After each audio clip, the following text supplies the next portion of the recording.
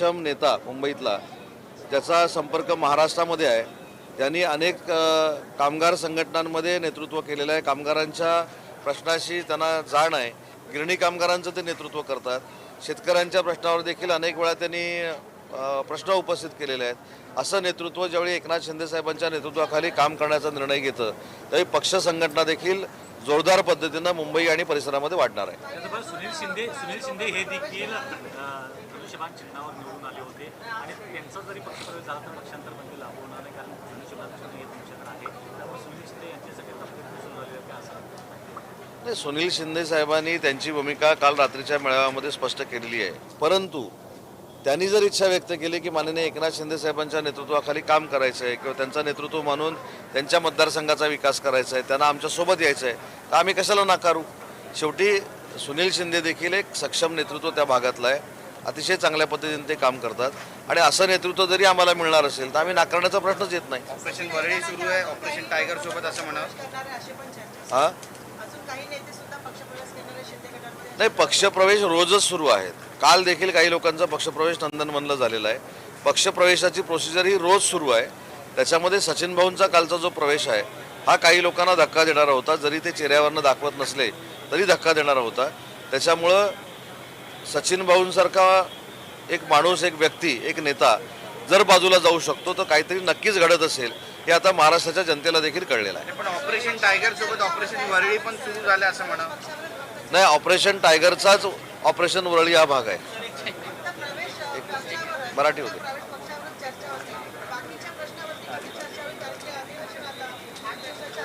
काल देखील या प्रश्नाचं मी उत्तर दिलं. नगर विकास विभागाचा प्रभारी मंत्री म्हणून काल मुंबई शहरातल्या नालेसफाईवर चर्चा झाली, शेतकऱ्यांवर चर्चा झाली, कामगारांवर चर्चा होते, मराठी भाषेवर चर्चा झाली, उद्योग विभागावर चर्चा होते. राजकीय भाग हा वेगळा आहे, परंतु या सभागृहामध्ये रोज प्रश्नोत्तर होतात, रोज लक्षवेधी होतात, रोज अर्ध्या तासाच्या चर्चा होतात.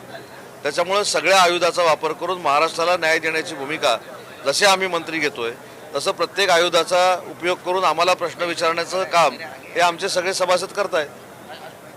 सर, संजय राऊत म्हणतायत की श्रीकांत शिंदे यांची जी पदवी आहे डॉक्टरकीची ती बोगस आहे, मात्र संशयास्पद आहे, मात्र तरी देखील त्यांना खासदारकी दिली ठाकरेंनी. मला असं वाटतं की हा एकदा प्रयोग करून ते 3 वर्षापूर्वी झालं होतं. 3 वर्षापूर्वी पण त्यांनी हे सांगितलं होतं. त्याच्यामध्ये काहीही यश आलं नाही. ते स्वतः ऑर्थोपेडिक सर्जन आहेत, त्याच्यामुळे त्यांच्या पदवीवर आक्षेप घेण्याचा प्रश्नच उद्भवत नाही. परंतु एक मात्र सिद्ध झालं की माननीय एकनाथ शिंदे साहेबांचे सुपुत्र म्हणून त्यांनी पहिली निवडणूक लढवली आणि त्याच्यामध्ये ते यशस्वी झाले.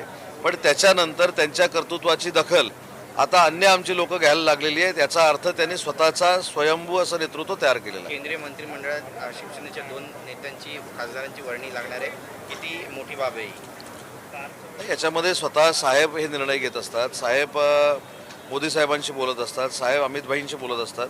त्याच्यामुळे केंद्र शासनामध्ये किती मंत्रिपद मिळणार आहे त्याची आम्हाला कोणालाच कल्पना नाही. परंतु जर वाढवून मिळाली तर आम्हाला आनंद होईल.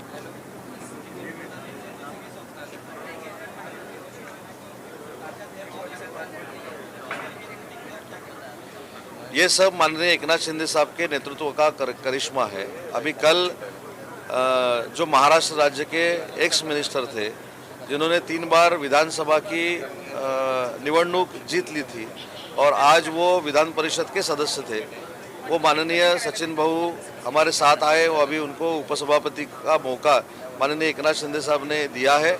ऐसा सक्षम नेतृत्व हमारे साथ आया है. ये ऑपरेशन नहीं, ये माननीय एकनाथ शिंदे साहब के ऊपर का विश्वास है.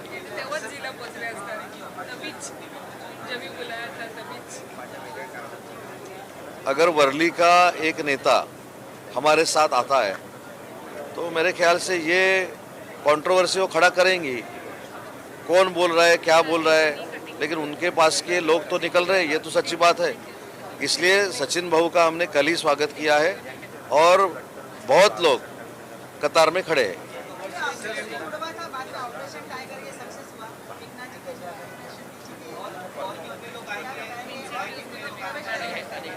नहीं, जो इच्छा व्यक्त करेंगे वो अगर कैपेबल रहेंगे, वो संगठना बढ़ाने के लिए प्रयास करेंगे तो उनको साहब खुद उनके नेतृत्व में लेंगे. एक